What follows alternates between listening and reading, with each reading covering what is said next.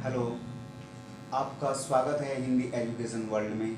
मैं आपके सामने लेकर के आया हूँ सीबीएसई के द्वारा एक पाठ्यक्रम, हिंदी पाठ्यक्रम जिसका कोड ए और 002 इसका कोड है। अंक विभाजन के माध्यम से मैं आपको बताना चाहता हूँ कैसे बच्चे अपनी इस हिंदी विषय की अच्छी तैयारी के लिए अपने इस विषय को अंकों में विभाजन कर सकते हैं। उसका विनिर्देशन 2023-24 के अनुसार मैं आपको बताने जा रहा हूँ। यह दो भागों में विभाजित है, खंड ए और खंड ब, जो बराबर तरीके से 40 अंक में आपका बहुविकल्पीय प्रश्नों पर आधारित और 40 अंकों में आपका विस्तृत प्रश्नों के उत्तर आपको देने होते हैं, जिसमें से मैं पहले आपको 40 अंकों में जो बहुविकल्पीय प्रश्नों पर आधारित आपको पाठ्यक्रम दिया गया है उसे समझाने का प्रयास करूंगा। जिसमें आपका खंड ए पठित गद्यांश होता है और अपठित गद्यांश में आपको उस गद्य अर्थात कोई नाटक, कहानी या फिर कोई भी छोटा सा अनुच्छेद आपको देकर के प्रश्नों को पूछा जाता है, जिसमें आपको 5 प्रश्न दिए जाते हैं।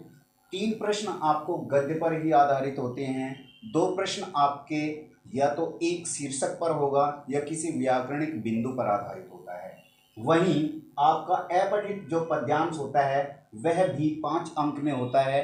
इसमें आपके लिए ये पद्यांश विकल्प पर आधारित होते हैं, अर्थात एक और पद्यांश आपको दिया जाता है ताकि बच्चा जोन सा भी उसे पद्यांश आसान लगे वो अपनी मर्जी से उसे सिलेक्ट करे और उस प्रश्नों के उत्तर आप दे सकते हैं।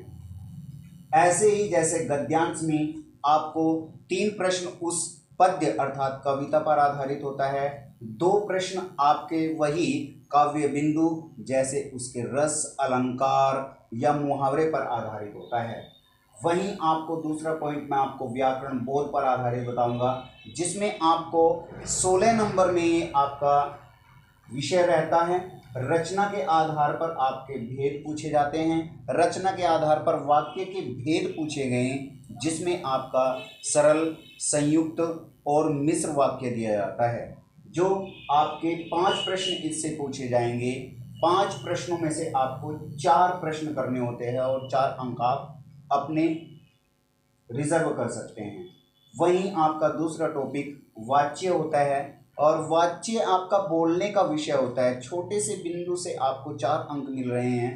3 टॉपिक इसमें दिए जाते हैं, आपका कृतवाच्य, कर्मवाच्य और भाववाच्य।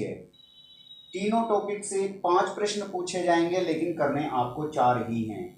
उसी प्रकार आपका पद परिचय आपका एक ऐसा टॉपिक जिसमें आपके व्याकरण के सभी बिंदुओं का समावेश कर लिया जाता है, जैसे संज्ञा, सर्वनाम, विशेषण, क्रिया विशेषण, समुच्चय बोधक, अधिकरण और वहीं तीर किस कारक पर आधारित हैं, कौन सा इसमें वचन है, कौन सा इसमें पुरुष है। इन्हीं सभी बिंदुओं पर परिचर्चा करते हुए आपको उस पद का परिचय दिया जाता है। पद परिचय को यही मैं थोड़ा सा समझाना चाहता हूँ आपको। किसी भी वाक्य में अगर कोई शब्द उस वाक्य में अपना निश्चित स्थान प्राप्त कर लेता है तो वह पद कहलाता है और उसी का आपको परिचय देना होता है व्याकरणिक बिंदुओं के आधार पर। ठीक उसी तरह अलंकार भी आपके 4 टॉपिक इसमें हैं, जिसमें से एक सलेश अलंकार आपका शब्द अलंकार से लिया गया है, उत्प्रेक्ष अलंकार, मानविकरण अलंकार और अतिशयोक्ति अलंकार आपके अर्थ अलंकार से लिए गए हैं। 5 प्रश्न आपके यहाँ पर हैं। कोई परिभाषा पर आधारित होगा, कोई उदाहरण पर आधारित होगा, कोई उसकी पहचान पर आधारित होगा, कोई उसके नियम पर आधारित होगा।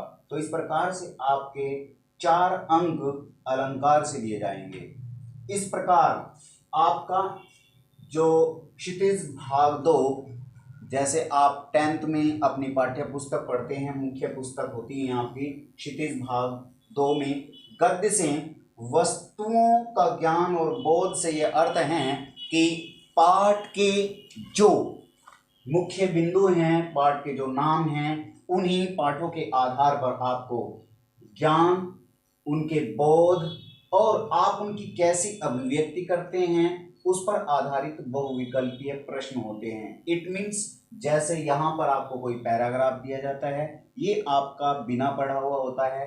यहाँ आपका पढ़ा हुआ पाठ या कोई कहानी नाटक से संबंधित या फिर यात्रा वृत्तांत से संबंधित कोई पार्ट ऐसा दिया रहेगा जिसमें से आपको बहुविकल्पीय प्रश्नों को करना होगा।